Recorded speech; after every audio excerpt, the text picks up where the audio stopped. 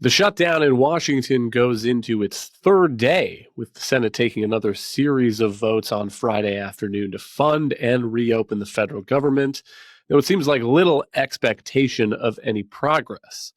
Meantime, are some Republicans now beginning to hedge on maybe giving Democrats some of what they want later this year? From the opinion pages of the Wall Street Journal, this is Potomac Watch.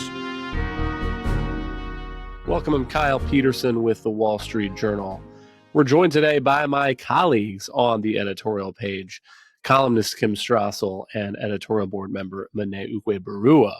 As we tape this on Friday afternoon, the Senate is voting again for the fourth time on a resolution to extend funding for the federal government for about 7 weeks. The last attempts have failed to reach the 60-vote threshold in the Senate needed to proceed, with 3 Democrats crossing the aisle to vote yes. Those were Catherine Cortez Masto of Nevada, John Fetterman of Pennsylvania, and Angus King of Maine. The question now is whether any more Democrats are going to swing over to the aye side. One thing Democrats have been holding out for in these negotiations are extended COVID-era ObamaCare subsidies, and notable maybe some movement on the right about having that conversation later. Let's start with a clip of Senate Majority Leader John Thune speaking to reporters today. We can't make commitments or promises on the COVID subsidies because that's not something that we can guarantee that there are the votes there to do. But what I've said is I'm open to having conversations with our Democrat colleagues about how to address that issue. And here is Vice President J.D. Vance at the White House press briefing on Wednesday. I will go to the U.S. Capitol right now and meet with Chuck Schumer or any Senate Democrat if it helps us reopen the government. Most of the conversations, my experience at least, have been one-off. We're also, of course, relying on some of our Senate Republican colleagues who have good relationships across the aisle. We're going to do whatever we have to do is the answer. And I think it's tough to predict what shape this negotiation is going to take over the next few months. But I feel good about the fact that Democrats already realize privately the fundamental irrationality of their position. I hope that they're going to publicly acknowledge it and reopen the government. Kim, still an effort by Republicans to say the government funding issue is separate from this question over these Obamacare subsidies. But how do you read the Republican positioning there? Your column on Friday is on this under the headline, "The GOP's Obamacare Crossroads." What's the argument you're making? Yeah, for all of Republican firm comments that we're not going to deal with healthcare while the government's closed, you have to vote to open the government before anyone can have a discussion.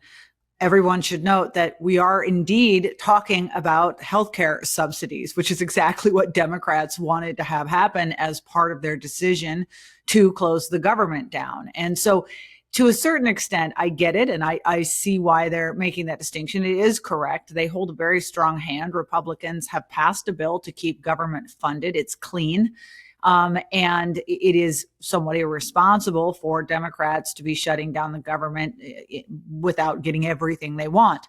But now Republicans are going to have to face a real choice. And was the crossroads part of this, which is that if the way that we get out of this is kind of a wink nod, or even more of a wink nod, J.D. Vance saying, "I'll come and talk to you about anything you want," it's essentially a promise that we're going to have a negotiation about extending these enhanced subsidies. The GOP is going to have to decide, how do they want to deal with Obamacare? And by the way, this is a decision that is well overdue. The last time the GOP actually engaged on this topic was back in 2017 when it tried to repeal the law. It failed, and then it essentially buried its head in the sand and has not really addressed comprehensively the question about America's healthcare situation. And we've now got these subsidies that are about to expire. Democrats purposely create them that way to put a lot of pressure on Republicans to extend them into perpetuity.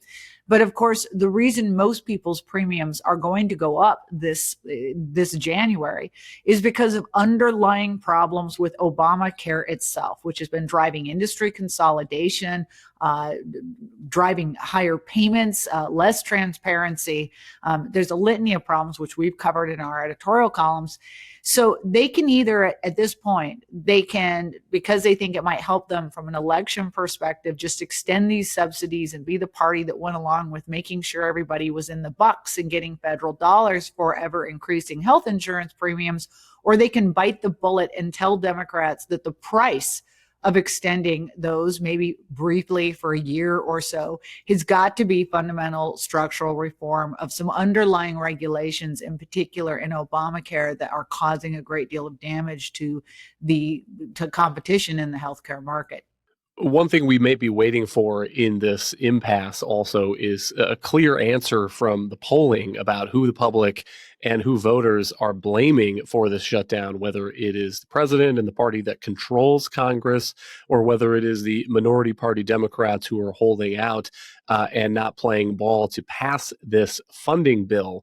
But Monet, I do think that the history of shutdowns is that voters don't like them.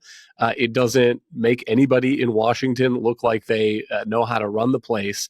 And as I've seen some chortling maybe on the right about the government shutdown is a good start. But I do think that misses the pain that it does inflict on people, including government workers and members of the military who are not getting paid. And as a reminder of that, we have a letter here from listener Tyler that I would like to read a little bit of. He says, instead of playing politics with the pay of military members like me, we should get paid, and Congress should forfeit its own pay until they can work up funding that meets their political interests. Congress should stop this silliness. My mortgage company does not accept an IOU, and neither should military members. He goes on to say, please pass along and let it be known that there's a silent majority of military members who are carrying on during this fiscal crisis, but really it's a congressional-made debacle that could be resolved by real work instead of political posturing, unquote. And Monet, I mean, I get that for people who are not in D.C., who don't happen to be on a family trip to a national park where they were hoping and expecting to have access to some kind of public building, the government shutdown may not have really come home yet. But that does not mean that it is not creating difficulties for people and would be a popular thing to continue. Yeah, that letter writer is right in that there are real consequences for federal workers, first and foremost, of government shutdowns, and politicians shouldn't want them to happen. We want to make sure that people who volunteered to work for the federal government, obviously it's a risk that they take on, knowing that they are working for the government, the possibility that they'll lose pay temporarily is part of the job. But nobody should want that to happen. And politicians shouldn't intentionally play games with funding these agencies. The question is, what are Republicans being asked to give up in order to get the government back up and running? And the position of John Thune and Mike Johnson is basically that ours is the party that was willing to vote for a clean, continuing resolution to keep the government funded at its current level. There are a lot of Republicans who would have loved to use the expiration of previous funding as an opportunity to cut government, because that's generally what Republicans want to do. But they said, we stepped up and we were the responsible party. We were willing to say, let's actually keep government funded at its current level, and we can have more conversations about potentially reducing the size of government later on.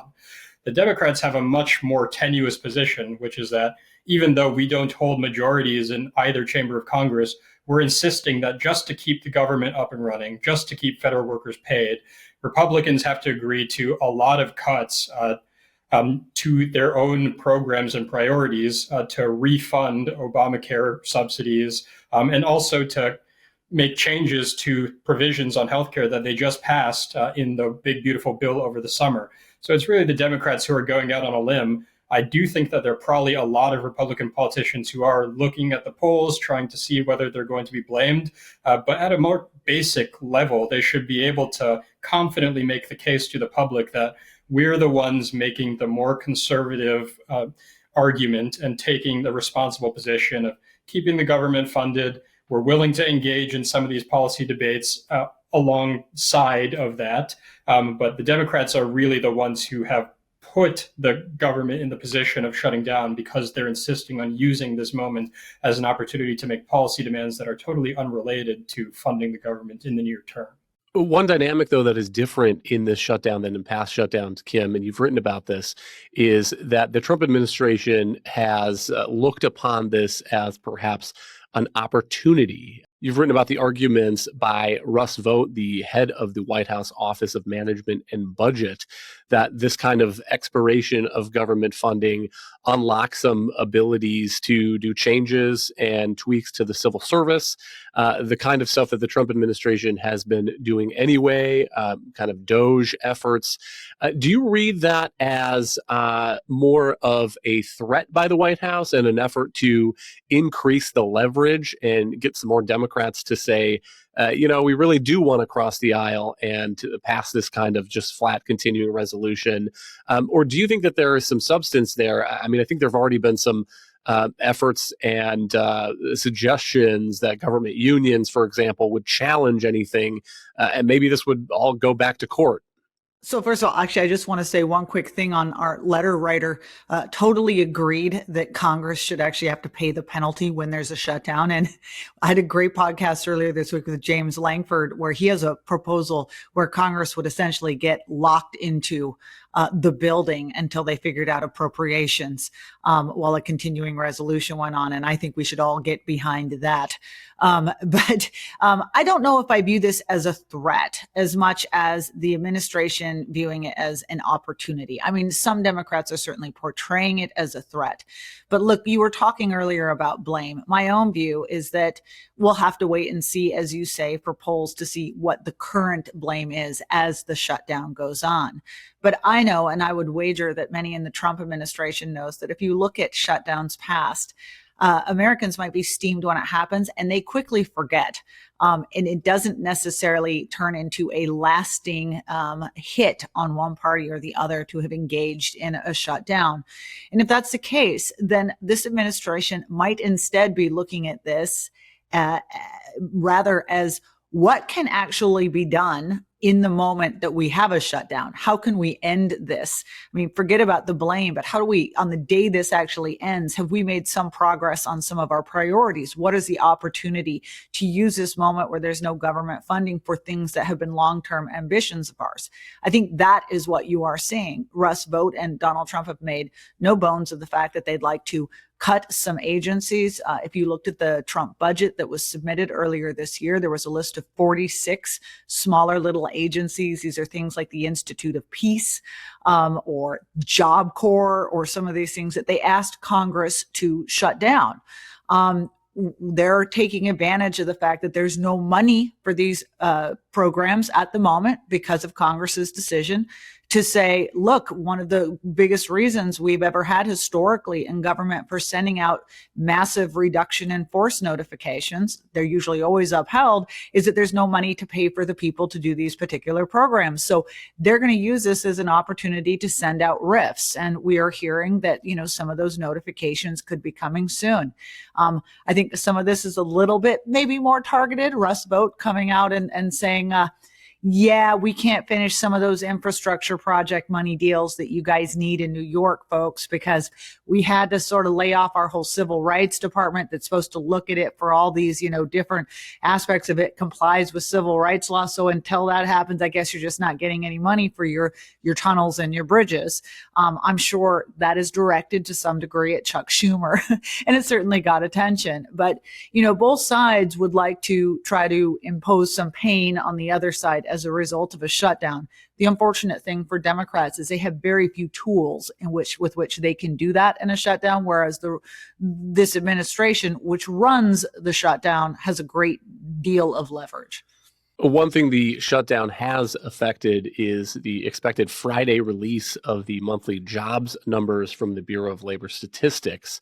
That not happening today, Monet. Otherwise, we would probably be talking about that. And given the recent numbers in reports last couple of months, maybe the Trump administration doesn't mind that so much at this moment, but it does raise questions of where the economy is going. Probably not a big deal if this gets delayed by just a few days, but the longest shutdown in government history ran for 35 days. And that would be a long period to not have a temperature check on the jobs market, the labor market, especially as President Trump continues in recent days to add on new additional tariffs, saying he is going to start charging 10% on foreign softwood lumber, as well as using national security powers to put 25% tariffs on kitchen cabinets, vanities, certain furniture items. Let's take another letter while we're on the topic of tariffs. This is from Michael. He says he wants us to explain why Americans who order goods online from other countries are having tariffs collected by shippers like FedEx, UPS, and DHL.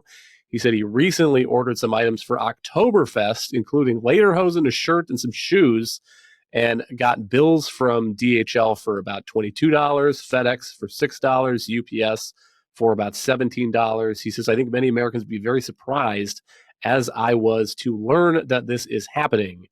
Monet, you have written about this in some detail, so please fill us in on what's going on here. Sure. Well, yeah, those fees are a direct consequence of a very recent policy change wherein the administration canceled the exemption for de minimis purchases. So generally, people or companies who are importing goods into the United States for a value of less than $800 were able to avoid the tariffs that usually would be attached to imports from that country. And this had become an issue that a lot of lawmakers were focused on, particularly because of how Chinese companies were building entire business models around de minimis. For listeners who are familiar with Temu and Shein, these big retailers in China, that was exactly what they did. They would sell directly to US consumers, and because their goods were cheap, much less than $800, they wouldn't have to pay any tariffs. So there was a lot of consensus among lawmakers to say, we need to close this loophole on the Chinese companies. The more baffling thing is that the administration then went much further than that and decided to close the de minimis exemption for all countries around the world. And so that left a lot of Americans who buy hard to find specialty goods from different countries, including allied countries, or people that are looking for custom parts for an engine or something like that, stuck paying these tariffs. There was a lot of chaos and confusion. And so it's funny to imagine what the administration's purpose was in canceling it all around the world. I don't think that there are too many domestic lederhosen producers who are going to benefit from the cancellation of the de minimis exemption. And so it's going to be a big headache for a lot of Americans looking to buy rare goods with not really much benefit to make up for that. Kim, back to the conversation about the shutdown. Breaking news as we have been taping this. The Senate has failed to fund the federal government, a vote of 54 to 44, the same three Democrats voting with Republicans, Catherine Cortez Masto of Nevada, John Fetterman of Pennsylvania, and Angus King of Maine. That means that the shutdown is probably going to extend at least until next week. The Senate expected to be out of session over the weekend. So another round of votes on Monday. Kim, I mean, do you see any real exit ramp for the two parties that they are opening yet? I mean, an obvious one would be for Republicans to give Chuck Schumer everything he wants, or for Chuck Schumer to say, okay, you know, we've had enough pain here now. We're going to reopen the government, and I will accept that meeting and have that conversation with J.D. Vance that he has promised. But are those the other only options, or where else do we go here? This failed vote today does not surprise me at all, for the simple reason is that there just hasn't been enough. I mean, you can feel that in Washington, that both sides, you know, they don't even feel like they've really had a chance yet to dig in and make their argument, because the administration has done this before and actually had some pretty slick contingency plans in place for doing another shutdown. I don't think that there's actually been an enormous inconvenience for the majority of Americans. And I do take into account, you know, our letter writer, there are people in the military who are not getting paid, TSA officials who are not, air traffic controllers who are not getting paid, other federal employees not getting paid. This is a problem. And if it goes on too long, it could really cause hardship in some families, but we're not there yet. And that's the point. Now, I see two exit ramps. One is that the leadership decides that they're going to climb down here and take that wink nod from the JD Vances of the world and say, okay, we feel as though we have an honest agreement from the Republicans that they're going to sit and deal honestly with us on a healthcare discussion. And so we've agreed to let this go forward. That's one option. I see that as less likely because Chuck Schumer's under so much pressure from his base to continue to put up a fight. And that pressure is not ceasing. It's just ramping up. The other option is that you get more and more moderate Democrats who join the three that had already voted, and they slowly trickle up. And that's kind of takes the heat off Chuck Schumer. He can say, look, I have no control over each of my members of the party. They all decided to do this. Look, this is the thing that I'm looking for, though, because we all know that it's actually usually forces quite aside from politics or principle that causes politicians to act. Watch for next Friday. Next Friday is the beginning of a 3-day weekend for the Congress because of Columbus Day on Monday. But it was also because that holiday is followed by a what was supposed to be a work session back in states. The legislators have been counting on having at least a whole week off. And there are all kinds of legislators who are signed up for Codell trips overseas. And if John Thune, for instance, on a Friday were to say, I'm going to make everybody stay here to keep having votes to see if we can open the government, everybody's suddenly going to miss all those fun trips to all those foreign countries. That would be the moment that I might expect everyone decides that they can get this sorted out in about 20 minutes. But to that point, and the point about putting the pain on Congress instead of the pain on these federal workers who are furloughed or having to show up to do their essential jobs, Monet, what do you make of these ideas to end government shutdowns? We had Senator Ron Johnson of Wisconsin on the podcast last week talking about his proposal, which would basically do automatic continuing resolutions, keep funding flat for those sections of the government that do not have appropriations bills passed. So that would let Congress take these pieces one by one and not veer into a government shutdown if they can't get all 12 of them through. Maybe part of the criticism of that is that it would be too easy then for Congress just not to pass those bills. I mean, I do think that's one of these concerns about letting spending just go on autopilot. So I don't know, maybe the Langford idea is lock them all in the building with no takeout food until they pass some kind of a spending package. Maybe that's the way to go. I think that you do want to have Congress make an affirmative decision to fund the government each year because it creates an opportunity for lawmakers to revisit the spending levels that they'd like to approve, to potentially reform bad programs, et cetera. And so to have them basically have to have that conversation and not put it on autopilot ideally would be an advantage. I understand that it does seem to create more trouble than benefit at this point because of the polarization on Capitol Hill and lawmakers who always want to abuse the process for their own far-out priorities. We do get these periodic shutdowns. But I do think that it would be too drastic to say we're going to just have funding automatically extend itself because then you aren't getting reforms. But I completely understand people saying that lawmakers should have some skin in the game because they're not dealing with any of the consequences of their own intransigence.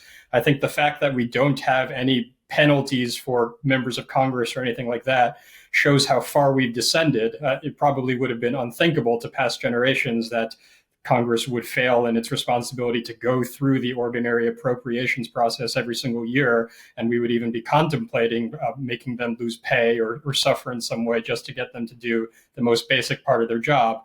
But we have reached such a point in American politics that I don't fault people for thinking of those kinds of inventive solutions so that we can get out of this recurring problem of government shutdowns. Thank you, Monet and Kim. Thank you all for listening. Thank you to those members of our military and essential workers who are doing their jobs even when Congress isn't. You can email us your own shutdown reactions to pwpodcast@wsj.com. If you like the show, please hit that subscribe button, and we'll be back next week with another edition of Potomac Watch.